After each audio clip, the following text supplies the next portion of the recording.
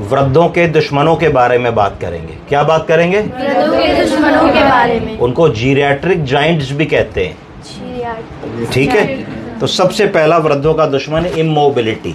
जब हमने ये समझ लिया कि अब हमें चलना फिरना नहीं है, हमें बिस्तर पे ही रहना है, हमें घर के बाहर नहीं निकलना है, हमें सैर करने नहीं जाना है, हमें अपने आप को हमने कन्फाइंड कर लिया रूम और टॉयलेट और बेडरूम और डाइनिंग रूम पे, तो उसको कहा जाता है इमोबिलिटी। क्या कहते हैं? इमोबिलिटी। कि हमने ये मान लिया कि अब हम वृद्ध हो गए हैं और वृद्धावस्था के कारण इमोबाइल हो गए हैं, अब हमारा चलना फिरना ठीक नहीं है। तो ये सबसे बड़ा दुश्मन होता है। जैसे ही आप इमोबाइल हो जाते हैं तो आपकी जो मांसपेशियां हैं वो कमज़ोर होने लगती हैं और शिथिलता आने लगती है, आप लड़खड़ाने लगते हैं, आप ज़्यादा चले तो गिर सकते हैं, चलने पे हाथों पैरों की मसल्स और टिश्यूज में हाइपोक्सी ऑक्सीजन की कमी होने लगती है, जोड़ स्टिफ होने लगते हैं। जोड़ जब स्टिफ होने लगते हैं तो ऑस्टियोपीनिया, ऑस्टियोपोरोसिस, ऑस्टियोआर्थराइटिस और फिर डिफॉर्मिटी डेवलप हो जाती है। तो यहाँ से वहाँ तक जाने में भी जोड़ दर्द करने लगते हैं। तो वृद्धों का पहला दुश्मन है, बोलिए क्या? इमोबिलिटी। इमोबिलिटी। जब हमने ये मान लिया कि अब हम चलेंगे फिरेंगे नहीं, बिस्तर पे ही खाना दे दो, बिस्तर पे ही पॉटी करा दो, बिस्तर पे ही शेव कर दो, बिस्तर पे ही टीवी चला दो, तो वो हमारा डाउनफॉल वहाँ से शुरू है। तो हमें हर वृद्ध को ये कहना है कि बाबूजी, माताजी, कीप वॉकिंग, कीप गोइंग, जितना हो सके करते रहिए, हार मत मानिए, रुकिए मत, कीप गोइंग। तो पहला हमारा वृद्धों का दुश्मन हो गया इमोबिलिटी। ठीक है, दूसरा क्या है? दूसरा है इंस्टेबिलिटी। क्या है? इंस्टेबिलिटी। वृद्धावस्था में शरीर में बहुत सारे चेंजेस होते हैं, morphological changes, physiological changes, neurological changes, जिसके कारण हमारा शरीर थोड़ा शिथिल होने लगता है और अनस्टेबल होने लगता है। आपने देखा होगा, यंग बच्चा होता है 7, 8, 9 साल का, उसको कहीं भी चढ़ा दीजिए, तर तर तर तर तर तर ऐसे चढ़ जाता है, लग रहा है खरगोश। अगर वहीं एक 30-35 साल का एक मिडिल एज आदमी या औरत को चढ़ाइए तो उसको थोड़ा सा संभालना पड़ता है कि गिर ना पड़े। और अगर वही काम एक 70 साल के व्यक्ति से कह दिया जाए तो वो नहीं चढ़ पाते हैं। अगर वो चढ़ने की भी कोशिश करते हैं तो गिरने का बहुत डर होता है।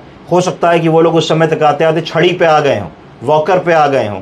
तो इंस्टेबिलिटी, बॉडी पे कंट्रोल ना होना, कि एकदम से हम चलते जा रहे हैं, एकदम से गड्ढा आ गया तो पैर हमारा डगमगा जाएगा, हम गिर पड़ेंगे, एकदम से जा रहे हैं, किसी ने आवाज़ दी, एकदम से घूमेंगे तो इंस्टेबिलिटी हो जाएगी, नहीं कर पाएंगे। रात में बाथरूम के लिए उठे, नहीं समझ पाए, पैर किसी चीज़ में कारपेट पे या चप्पल पे लड़ा तो नहीं समझ पाए, गिर जाएंगे। तो दूसरा हमारा जो दुश्मन है वो इंस्टेबिलिटी। तो इंस्टेबिलिटी है कि नहीं, ये पता करने के लिए एक साधारण सा टेस्ट होता है, जिसको गो गेट अप टेस्ट कहते हैं, जिसकी मैं अगली बार क्लास लूँगा आपकी, गो गेट अप टेस्ट। तो अगर हम गो गेट अप टेस्ट को 2 मिनट में बता सकते हैं कि हमारे वृद्धजन में इंस्टेबिलिटी है कि नहीं।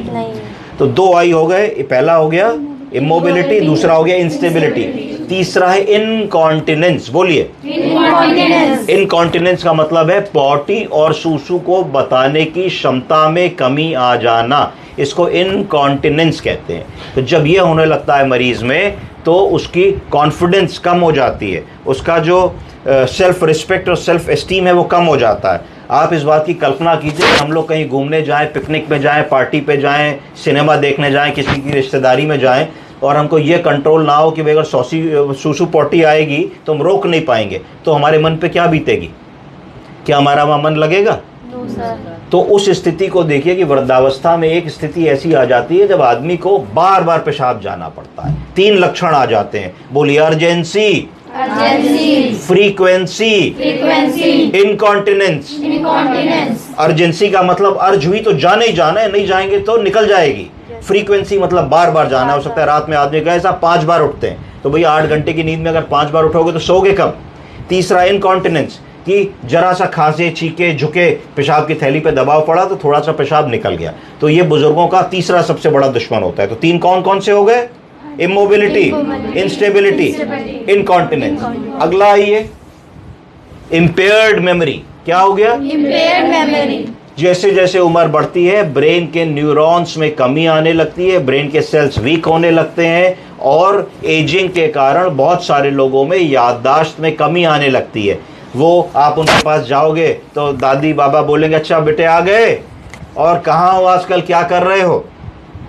तो तो उनको पता है कि तुम जॉब कर रहे हो कि पढ़ाई कर रहे हो, उनको तुम्हारा नाम भी पता है, पर वो धीरे से कह देंगे मुन्नी आ गई, देखो बबू आ गया, देखो बेटा आ गया, और बेटा कैसे हो, या तुम्हारे और भाई बहनों से तुम्हारा नाम कंफ्यूज करेंगे। तो इसको धीरे धीरे कहते हैं इंटेलेक्चुअल इम्पेयरमेंट। क्या कहते हैं? Intellectual impairment. इसका मतलब है कि ब्रेन से जो इंफॉर्मेशन हमें वापस लानी है, यानी कि कौन आया, उसका क्या नाम है, क्या खाया, कब खाया, हमारे देश का राष्ट्रपति कौन है, हमारे देश का प्रधानमंत्री कौन है, हमारे कितने बच्चे हैं, हम कब पैदा हुए, हमारी बर्थ डेट कब होती है, हम कब रिटायर हुए, हम कहाँ काम करते थे, हमारा हाई स्कूल हमने किधर से किया। ऐसे वो सवाल होते हैं जो ज़िंदगी में कभी भी आदमी नहीं भूलता है, पर अगर आप इन सवालों को भी पूछेंगे तो आपको ऐसा लगेगा कि मरीज़ इसका सही जवाब कई बार नहीं दे पा रहा होता है। तो ये वृद्धों का चौथा और मोस्ट इम्पॉर्टेंट जो है दुश्मन होता है, क्योंकि जब मानसिक रूप से कोई कमज़ोर हो गया और शिथिल हो गया तो फिर वो अपने छोटे बड़े डिसीजंस नहीं ले पाता, छोटे बड़े काम नहीं कर पाता,